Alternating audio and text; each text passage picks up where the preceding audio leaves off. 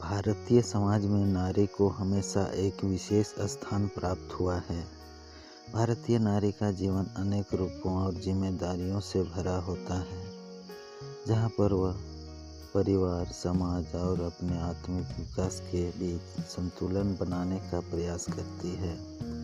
सदियों से नारी को त्याग, ममता और धैर्य की मूर्ति माना जाता रहा है, लेकिन आधुनिक समय में उसने अपनी पहचान सशक्त और आत्मनिर्भर के रूप में स्थापित की है।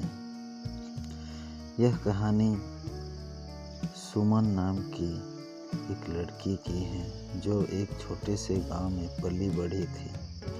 उसका परिवार परंपरागत सोच रखने वाला था, जहां लड़कियों की शिक्षा को प्राथमिकता नहीं दी जाती थी। सुमन के माता पिता भी चाहते थे कि वह शादी करके एक अच्छी बहू बने और परिवार की जिम्मेदारियों को निभाए, लेकिन सुमन की सोच अलग थी। उसे पढ़ाई से प्रेम था और वह अपने सपनों को पूरा करना चाहती थी। हालांकि उसके परिवार को यह पसंद नहीं था। सुमन के जीवन में सबसे बड़ा मोड़ तब आया जब गांव में एक नई शिक्षिका आई, जिन्होंने उसे शिक्षा के महत्व के बारे में बताया। शिक्षिका ने सुमन के माता पिता को भी समझाया कि शिक्षा ही सुमन के जीवन को बेहतर बना सकती है। सुमन ने अपने परिवार को समझाया और खुद को साबित करने का वचन दिया। कठिन संघर्षों के बाद उसके माता पिता ने उसे उच्च शिक्षा के लिए शहर भेजने का निर्णय लिया। शहर आकर सुमन ने खुद को पूरी तरह से पढ़ाई में झोंक दी। कई चुनौतियां उसके सामने आईं, नया माहौल, परिवार से दूर रहना, आर्थिक तंगी, लेकिन सुमन ने हार नहीं मानी। उसने दिन रात मेहनत की और एक प्रतिष्ठित कॉलेज से स्नातक की डिग्री प्राप्त की। इसके बाद उसने एक बड़ी कंपनी में नौकरी भी हासिल की।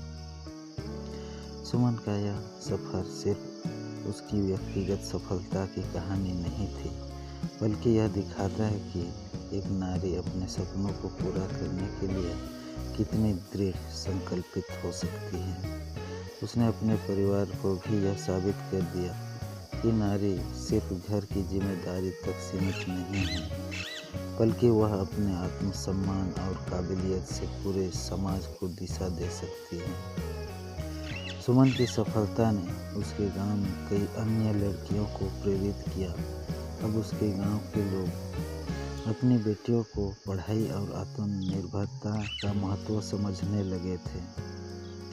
सुमन ने न सिर्फ अपने परिवार बल्कि पूरे समाज को यह संदेश दिया कि नारी शक्ति है, सशक्त है और उसके सपने किसी भी समाज के लिए बोझ नहीं, बल्कि विकास का आधार होते हैं। आज सुमन एक सफल महिला उद्यमी है और अपने गांव की अन्य लड़कियों को शिक्षा के लिए प्रोत्साहित कर रही है। वह बताती है कि यदि नारी को सही अवसर और प्रोत्साहन मिले, तो वह किसी भी चुनौती को पार कर सकती है। इस कहानी से यह स्पष्ट होता है कि भारतीय नारी अब सिर्फ घर की चार दीवारी तक सीमित नहीं रही। वह शिक्षा, रोजगार और समाज के हर क्षेत्र में अपना योगदान दे रही है, चाहे वह ग्रामीण क्षेत्र की हो या शहरी क्षेत्र की। उसकी क्षमता और साहस उसे हर चुनौती से पार पाने की शक्ति देती है। भारतीय नारी अब खुद को त्याग और सहनशीलता की मूर्ति के रूप में ही नहीं, बल्कि एक मजबूत, आत्मनिर्भर और प्रेरणादायक व्यक्ति के रूप में स्थापित हो चुकी है।